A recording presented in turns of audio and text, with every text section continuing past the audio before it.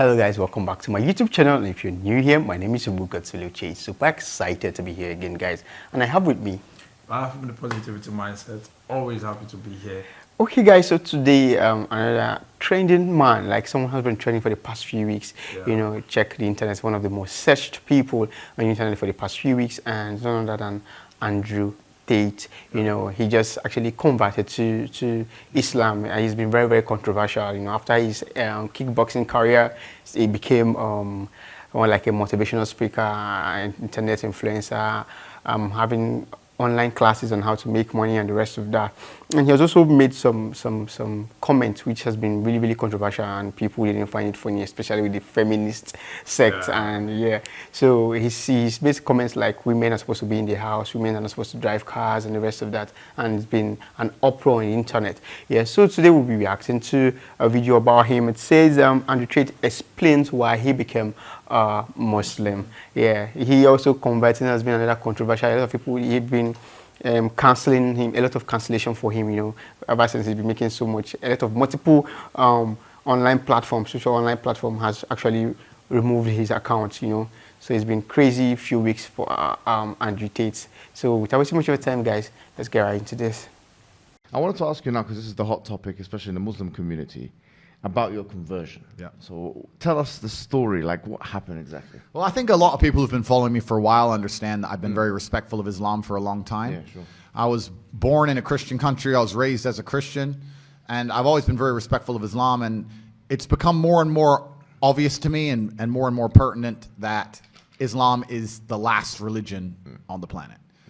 When I talk about Islam, because I'm new to it, I'm a little bit careful, right? Because I'm new to it. I'm certainly not a scholar. There's so much I need to learn. I know I'm on a learning journey. I'm not here to sit here and talk scripture. I don't know those things yet. I'm here to learn. But and we're here at your assistance. Thank you, bro. Thank you. Honestly. Thank you. But it's just, for me, it feels like the last religion on earth. I feel like there's no other religion. People say to me, why did you convert? And I said, I don't really feel it as a conversion. It's almost like I knew God was real, and now I've become religious. And they say, well, you were religious before. I was like, religious before how? Christian? What does Christian mean? Like, who's not a Christian? You go to Christian nations and everyone says they're a Christian. Look how they live their lives. Go into the average church. Is anyone actually fearful of God? Anybody? No. The girls are out on Saturday night drinking, and then they turn up to church because their parents made them. Like, there's no substance to the religion. And also, Islam very closely reflects my personal beliefs. Through my personal life, I've learned that if you don't have standards and you're not a strong person who's prepared to defend his ideas, you'll be crushed. And we look at most religions in the world today which are not prepared to defend their ideas. What's happened to them? They're just getting crushed. And now we have Christianity as an idea which has basically said, well, we can't set any firm rules because everyone will just quit. So instead, let's make it so easy to be a Christian that nobody has to put any effort in, and then accept everybody no matter what, and hopefully we can keep the church doors open. That's not God to me, you know? God to me is strong. God to me is something to be feared. God to me is someone that people are afraid to mock. God to me is someone that you have to go out of your way to prove something to. God to me has red lines.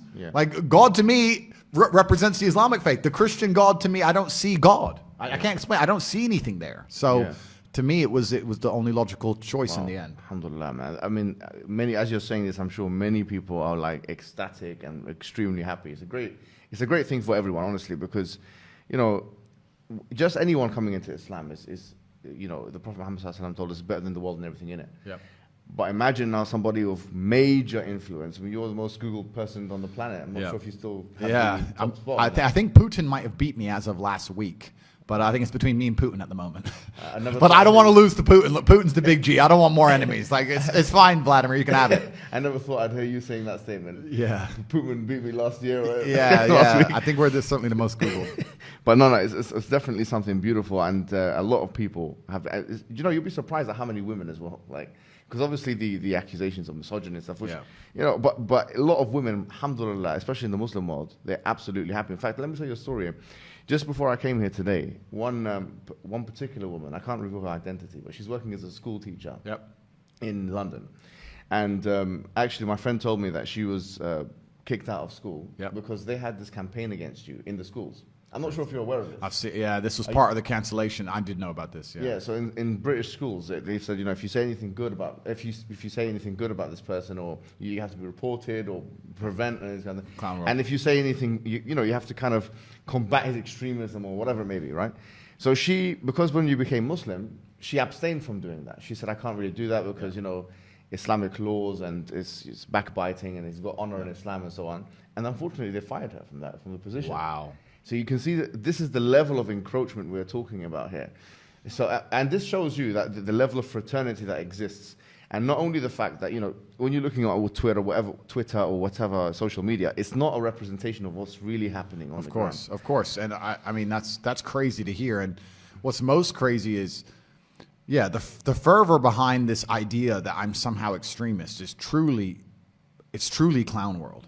Like I've sat as a professional and analyzed my content and understood which things can be taken out of context and which things were said in a way perhaps they shouldn't have been said before I was massively famous. But we have to sit here and understand that if you take anybody on the planet and give them 7 years of YouTube and then they decide and they blow up big, you're going to be able to find 30 to 45 seconds of clip across all those years that can be taken out of context, right? Yeah. And it's truly crazy because they sit and say, oh yeah, but the young boys are watching your stuff and they don't truly understand all of it, and there's nuance that's missing. And my argument is very simple. My argument is, well, one, you're taking small clips out of context, and two, there's not a single piece of content on the internet that a 14-year-old boy can't misunderstand. Name someone who's producing content on the internet that you would be 100% happy for a 14-year-old to drill artists, and so they're saying. I live in an area I'm not going to mention the names of the artists, but they're talking about going to this person's house and killing him. And killing him in the middle of a knife crime epidemic. Yeah. We have Lil Nas twerking on having sex with the devil in his music videos. Really? Like, we're going to sit here and talk about how children can be impressionable young children, and I'm sitting there saying there's no way I'm the worst person on the internet. That's not why they deleted me. The difference for them is, as you've mentioned, on those fronts, it doesn't matter to them because it's like, okay, they're consuming our hedonistic products or whatever it is. It doesn't change their worldview. Whereas what you're saying is ideological now. You're challenging the status quo of the LW, of the liberal world order. You are challenging second-wave feministic notions. You are challenging some liberal notions. You are challenging ideas, commonplace ideas of tolerance. And George Orwell said it very well. He said that the more a society moves away from the truth, the more it hates people who speak it. Absolutely, and you're right. And I think even the basic things I teach, because some people have said to me, Andrew, all you teach about is personal responsibility, motivation, working hard, getting up and doing the right thing. I said, those are the things they're most afraid of. If you teach people to have standards for themselves and to be morally strong people and to know right from wrong, then they can't brainwash you. Yes. So that's what they're most afraid of. They're most afraid of young men waking up and going, no, I don't believe that. You have to believe it. No, I don't believe it. I don't want to. And I want to go do this. I want to go to the gym and be strong, or I want to believe X, or I want to be a moral person. They genuinely have a problem with baseline morality. Yes. Yeah. Understand? When some people recognize when I converted to Islam that there was a time I was an atheist. There was a time when I was atheistic. And the reason I am now so absolutely certain that God is real is because I've seen evil. I've seen shaitan. I've seen it. When you see enough evil, you realize that there must be an equal and opposite force. And there are people out there in the world today doing the work of the devil, genuine demons, who are trying to destroy the baseline morality that's inside of all of us. We're all born with some kind of morality, and they're trying to destroy it. And that's exactly the Islamic understanding, that we believe that you're born with something called fitrah, which is the initial goodness. You're born with an innate belief, receptivity to believe in one God. Yeah. And then that is corrupted. In fact, there's a prophet, hadith of the prophet, where he says, كُلُّ مَوْلُودٍ يُولَدُ عَلَى الْفِطْرَةِ. Every born child is born upon this initial goodness. فَأَبَوَاهُ يُهَوِّدَانِهِ أَوْ يُنَصِّرَانِهِ أَوْ يُمَجِّسَانِهِ. And then his father and mother, or his parents, they socialize him into Christianity, Judaism, Magiism. So the idea is that everyone is born with this initial goodness and this initial will or want to believe in God, one God. And then, as you mentioned, I mean, it's what you're mentioning here is profound, because you're mentioning a central doctrine in Islam. But it's and this is why perhaps I found God the way I did, because I understood all these things first, and then I saw the Quran, and it confirmed so many things for me. Like even the conversations I've been having so far, so many things have been confirmed, and it's amazing the knowledge that's inside of it, which is so applicable today. For an old book, right? It's supposed to be old, but it seems so timeless. But it's truly amazing. But you're totally right, and And the baseline morality, I don't think most people understand that when they're doing this under the guise of tolerance, when they're saying be so tolerant that you no longer believe in right from wrong, they're not doing that to make society a better place. They're doing that to empty your brain so that you have no resistance to the slave mind programming. They want to get you to a point where if they tell you the sky is green, you look at with your own eyes and you see blue, but no, the sky is green. That's what they want. So that you have to have nothing in your brain that can prevent that. If you have God, if you have, no, I believe this is right and wrong, if you have personal responsibility, if you have self-accountability, if you're a person who sticks up for what he believes, all that's bad to them. They want all of that gone so they can tell you the sky is green. And I don't want to say too much because I don't want the stream to end, but they're going to tell you something much worse than the sky is green. They're going to tell you something else. So what do you have to say about Andrew Tate? Apart from him being a Muslim converting to Islam lately, he's a guy that I've always respected. You know, like, I don't love someone that follows the status quo. Like, I feel you have to have your own mindset, your own standards, and not like just accepting things blindly. And you kind of like research and do your thing, because a lot of the things we go through now, our desire does not allow us to like be true to ourselves. Yeah, because like sometimes there's a saying that goes like, you want like 10 houses, but you need only one. For you to have that control, that inner control, that inner desire to control it, that's what in Islam we call jihad, like nafs, controlling your nafs, controlling your desire and all.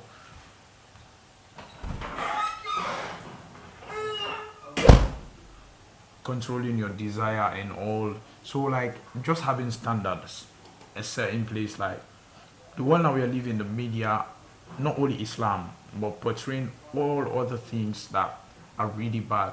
Now you see way back, for you to see a small child be watching everything on the internet, now everything is being allowed. Like you can watch porn, you can watch movies, like the kids, maybe the movie baseline is good, the story they're telling is good, but they have some things they put there like kids should not watch. And it's kind of like really, really hard to like comprehend. The more we are trying to like explore, to look new things, challenge ourselves to be better, that's the same time we are degrading ourselves. Now if you see a woman dressed in a particular way, revealing, and you tell her like, this way you're dressing is not nice, or you tell you like, no, I'm a feminist, I do what I want, it's my body, I do what I want, and it doesn't sit right, because you know morally you don't want to see your kid dressed like that. But we are being fed online with stuff that can't get our mind off. Wherever you go, you have a phone, you have internet, you'll be scrolling, watching reels, watching update, like over and over, you get stuck to it. So you lost all sense of yourself.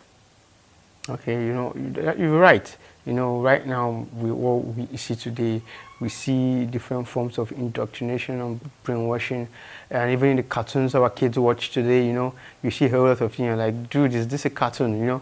This is meant for kids, and some things are supposed to be left for when these kids are grown.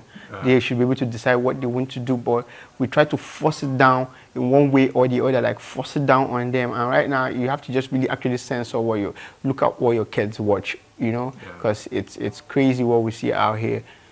It's just terrible. Like each day it becomes worse. Different stories. You could see even in the US, every single time you're hearing about shootouts, like gun mass shooting and the rest of that, and it's just what we see, it's what they've picked up on, and everybody wants to stream. Like you're killing your fellow people and you're streaming, and you look at the rappers, most of them, or the musicians, what they sing is all about sex, drug, alcohol, gun, killing, and but when you look at them killing, most of them are not living that life. Yeah. But they're just singing what the world wants to hear.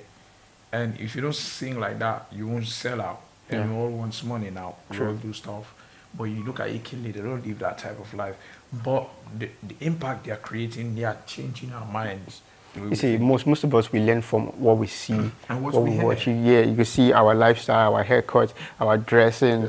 You just pick up. In fact, even when we go to approach ladies, our lines, pick them from, some of us pick them from songs, some movies, and the rest of that. Guy, I'm just saying, this is what we did. Like, back then, like this line is mad. and we just pick it, and say, well, one good thing I love about, so I'm serious. Like one good thing I love about Andrew Tate, no matter what, he's getting a lot of cancellation pulled out from a lot of social media platforms, but he's still maintaining his ground. He says, yes, I said this, and this is it. He knows what he's standing for. So listen, the truth is, if we don't know what we're standing for here, we get to be pushed around by the world. A lot of things, this group, that group, this order, this liberal, this and that, different rules, regulation, different laws. You just push us out of what that should truly matter, And at the end of it, because this is the last days, and even the scriptures, the Bible always talked about the last days, different things shall pop up, strange fire, strange things shall come, and we all just want to, because we yearn, our body yearn for pleasure. Yeah, even what happened in Saudi Arabia lately, Halloween celebration, the government sponsored it, bro. And in Islam, Halloween, you check history, it's a pagan worship. Yeah. When you check history, it's a pagan worship. But now we are doing it. And way back, you can think like the foundation of Islam is from Saudi Arabia. So we are living in the end times, bro. Yeah, let's continue.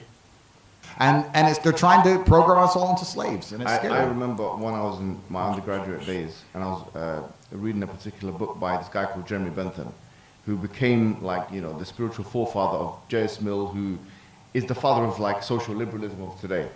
And I remember reading this because it was so powerful, because it linked to something I read in the Quran. He said that you have two gods.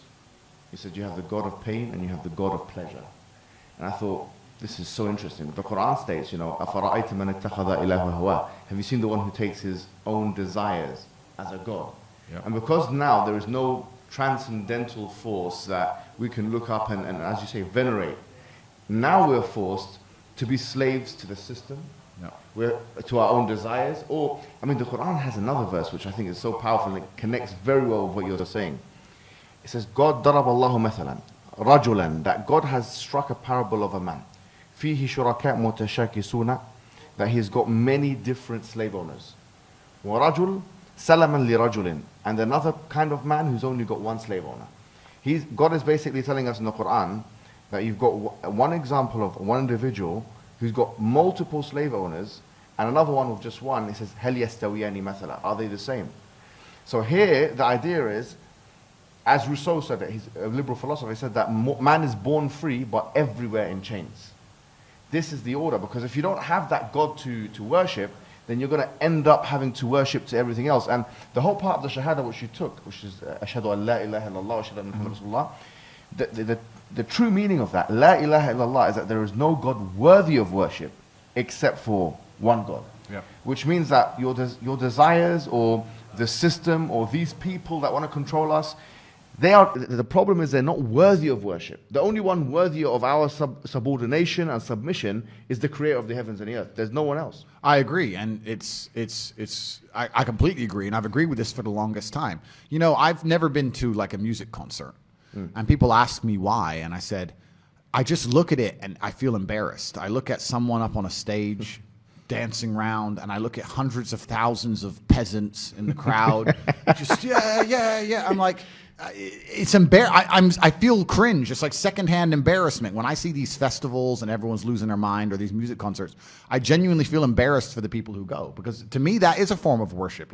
You can listen to the music at home for free. You don't have to wait in that line and stand out in the cold. I don't know. Perhaps it was a bit extreme, but I've always known that they're trying to give us false idols to some degree. And when I speak to atheists, they go, I don't believe in God. But they've signed up so hard to the liberal woke agenda. They're as religious as anybody, but they're just believing in the wrong things. They're believing in degeneracy, and they're believing in the work of the devil. So humans always need something to believe in. And it's a great thing you said about your own desires. It's like one guy I was talking to since my conversion says, it's interesting that somebody with everything, all the Western world, everything somebody could want, has now converted. And I said, yeah, because even before my conversion, I understood that hedonism is a black hole, and you can never fill it. Mm-hmm. You're never going to be able to have enough girls to be happy with girls. You're never going to be able to have enough money to be happy with money. You're never going to be able to, drink enough to be happy with drinking. It's a black hole, and you can pour endless things down it, but you'll never fill it up. And you need to have some degree of self-restraint. And I've always been a very disciplined person. I've never made mistakes. But certainly, the higher power is going to give you more satisfaction in your heart than endless insanity. Oh, I love this last part talking about a desire, like you said, black hole. You, yeah, that's true. You can sleep with a lot of girls, but you still won't be satisfied when you see another one you want to sleep with. What I've learned so far, being disciplined and following the right thing, like standing on your ground, have something you believe in, goes a long way. If you listen, he point out something like even the atheists have something they believe in. They just feel like they don't believe in God, but they believe in their desires, believe in something else, like how the world is going, this, that, and this. Yeah, subconsciously, sometimes we think we don't believe in something, yeah. But at the end of the day, what happens is like we have something we believe in subconsciously. Like we go with the flow without you even knowing. So that's why intrapersonal thing comes to play. Like you trying to understand yourself and trying to like. It's nice to say no sometimes, cause like as long as that thing like doesn't go in line with the God you worship, which is the greatest. No matter your desire, don't allow anything to like stop you from believing in the supreme being and the right being to worship and learn from it. Because like a lot of things happen. Sometimes the person that will see, okay, my name is Ahmad. I can tell you something that goes against Islam, but because my name is Ahmad, you just believe. You don't do research. You don't kind of question what I say. You just take, and that's really bad. And the world now, people don't research. People don't do anything. What they want like do, just bring everything to them. You know what the crazy thing is that a lot of people even take facts from TikTok. They take information they see on TikTok. Like it's crazy out of everywhere. TikTok, you know. You know, another thing he said, the other guy said was, the thing is, what he said, I just love what he said. He says that people, like, you have, one has one master, and the other one has so many masters. In normal circumstances, it'd be a good thing to have many masters because you'll be enjoying so many benefits, right? But then, when it comes to this, it's actually terrible. You know, when you have one master, you know your focus, okay, go and get me this. You're going to get that right. But then when you have so many masters, go and get me this, you go and come on, go and get me this, you go and go, they will wear you out. Yeah. You're get chasing something that yes. you can't even catch. So the system, alcohol, ladies, money, you know, lifestyle, you know, then alcohol, depression start coming in, cocaine, pleasure, you know, that's where you see you just go down the drain because you're not focused, you're not hooked on the right way, you're not hooked on the right person, you're not hooked on the living path, the right path, you know. The thing is that like fulfillment comes like when you kind of like be closer to your maker. Because if you're chasing wealth and everything, you do whatever it takes to make the money. You don't care if it's right or if it's wrong. You just do what you feel like it's okay. As long as I get the money, you'll be chasing the money, chasing the money. When you look back, you don't have no relationship like you've built with God or with your sister or your family or your friend. You just focus on one thing, money, money, money, money. So you see, at your old age, it tells on you. Yeah. So you see, so that's it. Life is full of vanity. True. Right. Thanks for coming on this one and really like the conversation we had on this and Tate explain himself. Even though sometimes most people see him extreme and controversial, but he has a point in what he's saying. All right, guys, thank you for sticking with us on this one. And if you have any opinion or any suggestions about this particular video, kindly drop that in the comment section. I'll definitely look into that. And also, please, guys, do not forget to like, share, and subscribe. You know, turn on the notification button. So that when I post a new video, you'll be alerted. Please, if you're new here, do not forget to subscribe, guys. And also, please, can you recommend videos if you want me to react to them? Can you recommend the videos and we'll do justice to that too. And do not forget to follow the Positivity Mindset on YouTube. Check amazing reaction videos, amazing channel content you will get there. So we'll come your way next time, I say.